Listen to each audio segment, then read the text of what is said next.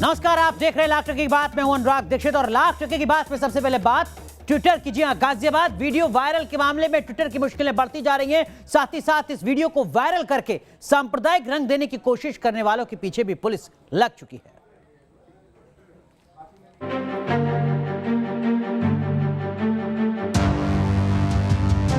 Ghaziabad video पर बवाल के साथ ट्वीट के मामले में कार्रवाई का दायरा भी बढ़ता जा रहा है।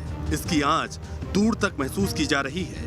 दिल्ली में अभिनेत्री स्वरा भास्कर के खिलाफ शिकायत, ट्विटर के एमडी मनीष माहेश्वरी के खिलाफ भी शिकायत। दिल्ली के तिलक मार्ग पुलिस थाने में इन लोगों के खिलाफ केस दर्ज किया गया है। पूरा बवाल हो रहा है गाजियाबाद के लोनी केस पर। इस मामले में झूठ की चिंगारी से सांप्रदायिकता की आग को भड़काने के आरोप लगे।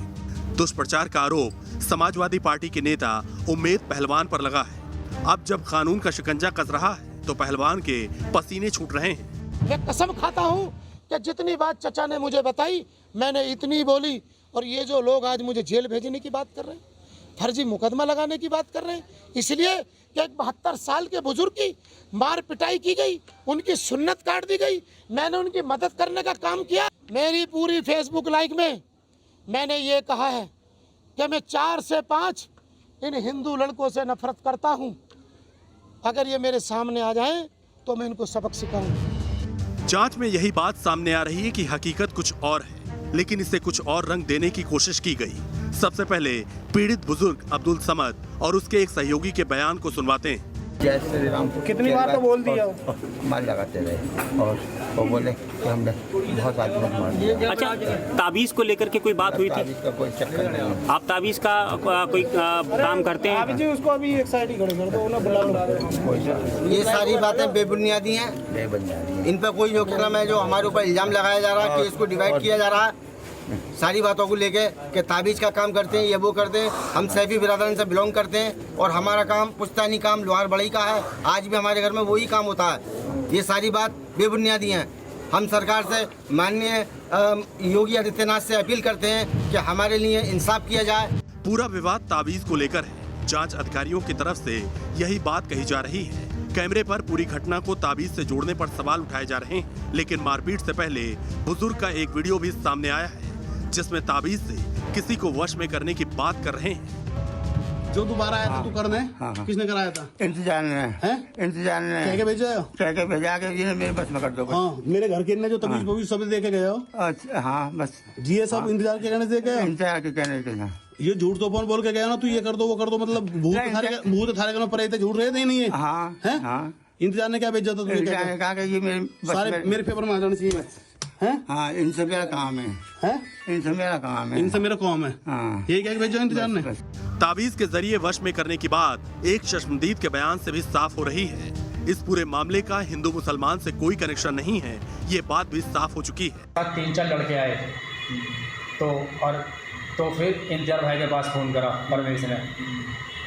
उन्होंने ऐसे ऐसे सूफी जी ऐसे कह रहे हैं, तेने इंतजार ने करवाया है तेरे ऊपर, अपना घर बस करवाने के ऊपर। उन्होंने इसके घर को मेरे ऊपर करवा दे, ठीक है। तो सर इनमें फिर इंतजार को बुलाया वहाँ पर, तो सूफी वहाँ पर नाट गया। सूफी वहाँ पर नाटने के बाद सर इनमें आपस में वहाँ पर झगड़ा बन गया। इनमें झगड़ा बनने के बाद इनकी दाढ़ी काट दी गई कल्लू ने।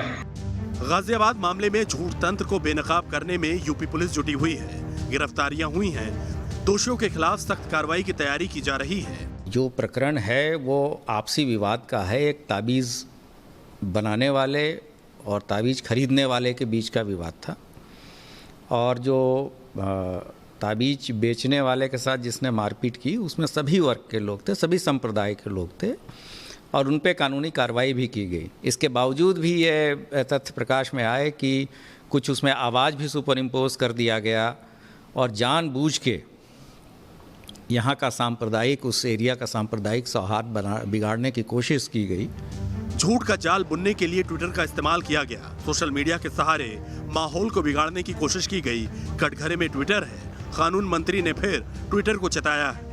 आपसे मैं एक सवाल पूछता हूँ, 3 पदाधिकारियों की नियुक्ति के लिए क्या आपको बहुत बड़ी कोई परीक्षा आयोजित करनी है क्या? हमने तो ये भी कहा कि आप एक एंट्री मैनेजमेंट कर सकते हैं। अगर हम उनसे अपेक्षा करते हैं कि आप भारत में अपना एक दफ्तर रखिए तो ये कोई बहुत बड़ी बात आपसे आग्रह कर रहे हैं क्या? लेकिन कानून का तो पालन करना पड़ेगा ना।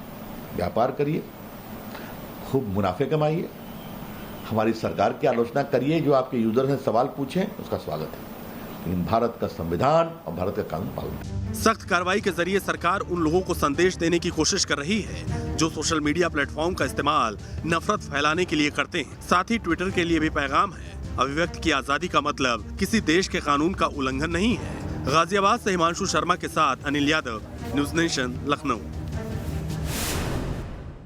बीजेपी के नेता शुभेंदु अधिकारी पश्चिम बंगाल के राज्यपाल से मुलाकात करते हैं तो बीजेपी के ही 23 विधायक नदारद रहते हैं। मुकुल रॉय बीजेपी से तृणमूल कांग्रेस में वापस चले जाते हैं और अब सवाल यह है और लगातार इस तरीके के सवाल खड़े हो रहे हैं कि क्या बीजेपी में टूट होने वाली है? बीजेपी के विधायक क्या तृणमूल जाने वाले हैं? क्या मुकुल रॉय बड़ा खेला करने वाले हैं? जब से मुकुल रॉय टीएमसी में शामिल हुए, बंगाल बीजेपी में टूट की अटकलें लगाई जा रही हैं। क्या मुकुल रॉय बंगाल में बीजेपी को तोड़ पाएंगे? आखिर बीजेपी के कितने एमएलए मुकुल के कहने पर बीजेपी छोड़कर टीएमसी ज्वाइन करने के लिए तैयार हो जाएंगे? सूत्रों के मुताबिक मुकुल रॉय ने बीजेपी के 22 विधायकों को फोन कर टीएमसी ज्वाइन करने का ऑफर दिया है। खबरों के मुताबिक 4 विधायकों ने मुकुल रॉय के ऑफर को ठुकरा दिया है। मुकुल रॉय पूरे मामले में ज्यादा कुछ बोलने को तैयार नहीं है, लेकिन टीएमसी कैंप से लगातार बीजेपी में सैंध की खबरों को हवा दी जा रही है। हालांकि बीजेपी ऐसी किसी भी अटकलों को खारिज कर रही है। जब एक पार्टी से चुनाव चिन्ह में जीत के कोई आएगा, अकेला खुद वो दल बदल करके चला जाएगा, तो उसका सदस्य पद तो खारिज होना चाहिए। तृणमूल को भी किया नहीं और ऐसा भी होगा, क्योंकि इन लोग का बहुत सारी तौर तरीका है। कभी पुलिस का डर, कभी पैसा का लालच, ये सब इन लोग माहिर है तृणमूल कांग्रेस। बंगाल में जारी सियासी खेला के बीच मुकुल रॉय को मिली सीआरपीएफ सुरक्षा को वापस ले लिया गया है। मुकुल रॉय ने गृह मंत्रालय को पत्र लिखकर सुरक्षा वापस लेने का आग्रह किया था। टीएमसी में शामिल होने के बाद बंगाल सरकार ने मुकुल रॉय को वाई ग्रेड की सुरक्षा मुहैया करवा दी थी। तापस सेनगुप्ता, न्यूज नेशन, कोलकाता। अब बात बिहार की सियासत की, जहां खेला कर रहे हैं लोक जनशक्ति पार्टी में पशुपति पारस। पहले संसदीय दल के नेता बने और आज अपनी पार्टी के राष्ट्रीय अध्यक्ष। सारी बातें क्लियर होंगी, लड़ाई लंबी है। दिल्ली में भतीजा खून का घूंट पीकर रह गया और चाचा ने भतीजे से अध्यक्ष पद भी हथिया लिया। दिल्ली में एलजेपी के अंदर बड़ा खेला हुआ और पटना में हुई ताजपोशी। पटना में प्रेस कॉन्फ्रेंस में पशुपति कुमार पारस के निर्वाचन की घोषणा की गई। समय समाप्त होने के उपरांत पशुपति कुमार पारस को लोक जनशक्ति पार्टी के अध्यक्ष पद पर निर्विरोध निर्वाचित घोषित किया जाता है। दोपहर में पशुपति पारस ने अध्यक्ष पद के लिए नामांकन दाखिल किया। कोई और नामांकन न होने से पशुपति पारस का अध्यक्ष बनना तय हो गया। एलजेपी के राष्ट्रीय कार्यकारिणी की बैठक में उनके निर्वाचन पर मुहर लगाई गई। फिर प्रेस कॉन्फ्रेंस में इसकी बाकायदा घोषणा की गई। पशुपति पारस ने प्रेस कॉन्फ्रेंस को संबोधित किया तो कुछ सवाल पर भड़क भी गए। अलूल जलूल प्रश्न मत क्या कीजिए, ये प्रजातंत्र से पार्टी चलती, अरे सुनो यार, प्रजातंत्र से पार्टी चलती है, प्रजातंत्र से देश चलता है, प्रजातंत्र से संविधान चलता है। और चाचा और भतीजा की जब बात है, जब भतीजा तमाशा हो जाएगा तो चाचा क्या करेगा? क्या करेगा बताइए आप? अलूल जलूल प्रश्न हमसे मत पूछा करिए। पहले संसदीय दल का नेता और अब पार्टी का अध्यक्ष, एलजेपी पर पशुपति पारस का शिकंजा कस चुका है। चाचा पशुपति पारस अंदर ही अंदर खेल कर गए। जब तक चिराग पासवान की आंख खुली, उनके पैरों तले जमीन खिसक चुकी थी। अब पटना में चिराग के समर्थकों के सामने पोस्टर लगाने और कटप्पा कटप्पा चिल्लाने के अलावा कोई विकल्प नहीं। रामविलास पासवान की सियासी विरासत पर फिलहाल उनके भाई का कब्जा हो चुका है। चिराग को खोई विरासत पाने के लिए लंबी लड़ाई लड़नी होगी, जनता के बीच जाना होगा, आने वाले लोकसभा चुनाव में अपनी ताकत दिखानी होगी। Rajnish Sinha, News Nation, Patna. अब बात पंजाब की, जहां कांग्रेस के भीतर मची कलह खत्म होने का नाम नहीं ले रही है। नाराज सिद्धू को डिप्टी सीएम का ऑफर तक दिया गया, लेकिन सिद्धू ने यह पेशकश ठुकरा दी। और इस बीच खबर यह कि 20 जून को सिद्धू और कैप्टन अमरिंदर सिंह को दिल्ली में हाईकमान ने बुलाया है।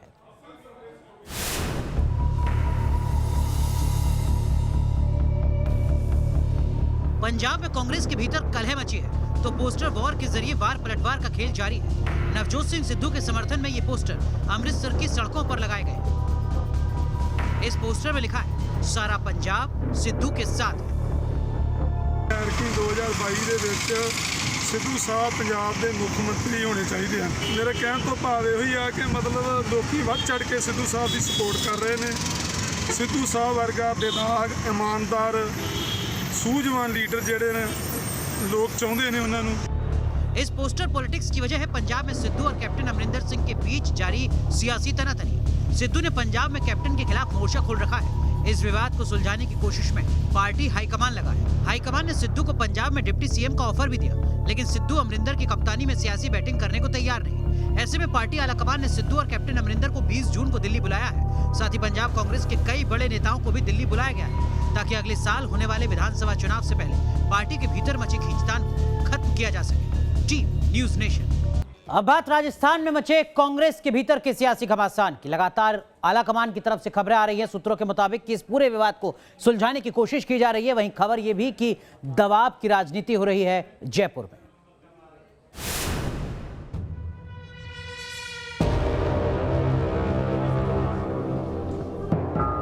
आखिर राजस्थान कांग्रेस में क्या होने वाला है? क्या सचिन पायलट को मनाने में कामयाब हो पाएगा कांग्रेस आलाकमान? क्या राजस्थान कांग्रेस में सुलह के फॉर्मूले पर सहमति बन चुकी है? सूत्रों के मुताबिक दिल्ली में आलाकमान की बात सचिन पायलट से हुई है। सचिन पायलट 5 दिन तक दिल्ली में थे। सूत्रों के मुताबिक सचिन पायलट से 12 बिंदुओं पर चर्चा हुई है। पायलट गुट के विधायकों को मंत्रिमंडल में शामिल करने और अहम विभाग देने पर सहमति बन चुकी है।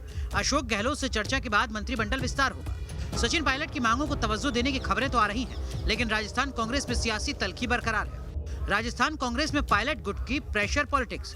राजस्थान के कुछ जिलों में पंचायत चुनाव होने हैं और लगता है पायलट गुट इस चुनाव को अपनी ताकत दिखाने के मौके के तौर पर देख रहा है। पायलट गुट के विधायक वेद प्रकाश सोलंकी की तरफ से अहम बयान सामने आया है। देखिए, जो परिस्थिति चल रही है उसके अंदर कांग्रेस को अगर ऐसी खींचतान चलती रही, आपस में एक दूसरे के ऊपर छिटाकसी होती रही, तो इसका नुकसान तो नो डाउट हमेशा कोई भी कार्यकर्ता भी नाराज़ होता है तो उसका नुकसान पार्टी को मिलता ही मिलता है। हम भी नहीं चाहते कि कांग्रेस को कोई नुकसान हो। बार बार हम एक ही बात कर रहे हैं कि सब लोग कांग्रेस के साथ हैं, कांग्रेस में रहना चाहते हैं, कांग्रेस में निष्ठा है। राजस्थान के 12 जिलों में पंचायत चुनाव बाकी है। कोरोना के कारण राज्य सरकार इस चुनाव को टालने का अनुरोध करती रही, लेकिन अब चुनाव तय माना जा रहा है। ऐसा लग रहा है कि चुनाव के बहाने पायलट गुट दबाव बनाने की कोशिश कर रहा है। लाल सिंह फौजदार, न्यूज़ नेशन, जयपुर।